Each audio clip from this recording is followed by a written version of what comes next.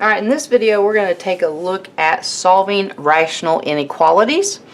And before we start with our first example, I do want to do just a real quick review here of, in general, a rational function. Alright, I've got a rational function right here. It's the same one that I'm going to work on over there. But in general, if I want to find the zeros of a rational function, I take that numerator, I set it equal to 0, and I solve, and that gives me the zeros, or the x-intercepts, or the solutions of this rational expression. I can also take the denominator, set it equal to 0, and that's going to lead me to my domain. It's going to tell me what my excluded values are, or what values that are not going to be in my domain. A lot of times it'll turn out that it ends up being a vertical asymptote, or it could be a whole of that nature, but in general I can take that denominator, set it equal to 0, solve, and that's going to lead me to my domain. Alright, if you need more of a review on that, you can find another video on my channel where I actually work out examples where I do several different rational functions, and I find the zeros and I find the domain. Okay, but in this one I want to focus on just solving this rational inequality. Now, in general, what this is asking for, if I were to graph this, where is this function greater than or equal to 0? So where is it above the x-axis? Now, I want to do it algebraically because I don't want to have to graph it, because rational functions can sometimes be a little bit tricky graphing, so we want to take an algebraic approach to this. It works out really, really nice if we do 3 nice simple little steps and incorporate a number line approach. So for my first step, I'm going to find the zeros, okay, or in other words, my x-intercepts. Okay, so I'm going to find the zeros of that rational function, and to do that I just take my numerator, I set it equal to 0, and solve. So x plus 5, set it equal to 0, solve, x equals -5. Alright, so if that's a 0 at the function, when I graph this, the graph actually will cross the x-axis at -5. Now, because this says greater than or equal to 0, that means at this 0, I'm equal to 0. It's all sitting on the x-axis. Alright, so for this x equals -5, I definitely am going to include the value. So if I do this in interval notation, then I'm going to use square brackets on my -5. Alright, now the next part, second part, you're going to determine your domain, or let's say determine, let's just say determine the domain. We need to find out what values are restricted. Alright, so to find the domain of a rational function, we take that denominator and set it equal to 0. So x minus 2 equals 0.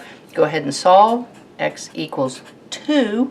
Alright, now this is a restriction or a exclusion. Alright, so this is, let's put on here so we know it's a restriction. Alright, so we don't want to include the point. Okay, we don't want to include the point.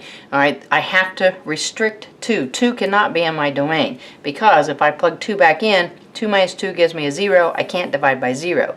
Alright, so this is an exclusion, and so because I don't want to include this in my answer, I'm going to use curly brackets in my interval notation when I line those up. Okay, now third step. Alright, I have our 2 crucial points here. I've got a -5, which is a 0. I've got a 2, so something cool is going on here because it's a restriction from our graph, so probably is a vertical asymptote, but it could be something else. So since those 2 things are really important concerning this rational inequality here, I'm going to put those on my number line. Those are my 2 points of interest, so -5 and 2. Alright, and then I'm going to look at these intervals. Okay, so on the number line, this interval is -infinity all the way up to -5. This interval in here is -5 to 2, and this interval here is from 2 to infinity. Okay, now if I take a look at my function, I pick a random number in here that's in this interval, plug it back into the function, and then see what kind of value I get. I'm either going to get a positive value or I'm going to get a negative value. That's going to tell me, okay, well, where is that? If it's a positive value, I know it's above the x-axis. If it's a negative value, I know it's below, and it's not going to be part of my solution. All right, so let's just take like a -8. -8 plus 5 gives me a negative number on top. -8 minus 2 gives me a negative number on the bottom. A negative divided by a negative is a positive. So without actually having an actual answer, I know that numbers in this interval will make that positive. All right, now I've got a -5 interval between -5 and 2 here, so I would pick 0. It's going to be the easiest number. I'm going to plug 0 into both of those, so that's going to give me a positive divided by a negative. Positive divided by a negative lets me know that this is negative. All right, and then picking a number in this interval, it's going to be a really big positive number, so let's just say 8.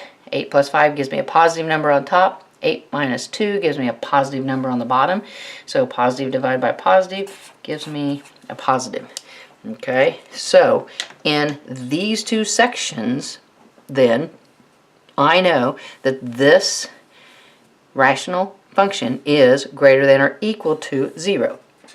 So this section and this section. So when I write my solution in interval notation, I'm going to use this interval and this interval. Now, because it says greater than or equal to, and at that 0, it's actually equal to 0, I need a square bracket on my 5. So I'm going to go -infinity to -5, square bracket, union. Now, since the 2 is a restriction, and I don't want to include 2, because there's probably going to be a vertical asymptote there, then I'm going to go curvy bracket, 2 to infinity. So final overall solution. So this in interval notation is telling me where this inequality is greater than or equal to 0. So that's how you solve a rational inequality. All right, now let's take a look at one more. Okay, in this inequality, I don't have a 0 over here. So you have got to first manipulate the equation before you can start those 3 steps. All right, so I'm going to need to subtract 2 from both sides of the equation first. All right, so I'm going to have a 3x plus 3 over an x plus 4 minus 2 is less than or equal to 0. All right, now I can start working with this. Now this is something that I need to simplify before I start. I want just a plain rational expression over here. So, keeping in mind 2 is the same thing as 2 over 1, I need to get common denominators so that I can add these. Okay, so 3x plus 3 over the x plus 4. All right, and then I'm going to do a plus minus just so I can keep that negative with that 2. -2. All right, now I need to multiply this by an x plus 4 over an x plus 4, a form of 1 that will give me a common denominator. We need to distribute that -2 right there. So let's do all of that in the same step here. So 3x plus a -2x is going to give me an x. 3 plus a -8 is going to give me a -5. All right, and then in the bottom, since I'm adding rational expressions with common denominators, I'll just have that denominator once. So now I have simplified that down to a nice, simple, rational expression there. Okay, now my question is, where is this less than or equal to 0? So where is this, when I graph it, where is this function below the x-axis, below or equal to the x-axis? Okay, now we're going to go through our 3 steps. All right, so step 1 was find the zeros. So find the zeros. All right, we find the zeros by taking that numerator and setting it equal to 0. So x minus 5 equals 0, x equals 5. All right, so this is going to be an important number. I know that that's where the graph is crossing the x-axis. I'm going to put that number on my number line, and because it's equal to, I know that I'm going to use square brackets on my 5. All right, now I need to determine my domain. Determine domain. And when I do that, we take the denominator and set it equal to 0. So I'm going to take this x plus 4, set it equal to 0, x plus 4 equals 0. Subtract 4 from both sides. X equals -4. And then keep in mind, since this is going to end up being an exclusion, my x cannot equal -4.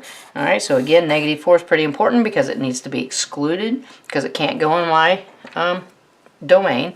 And I'm going to use curly brackets on it because I want to exclude that.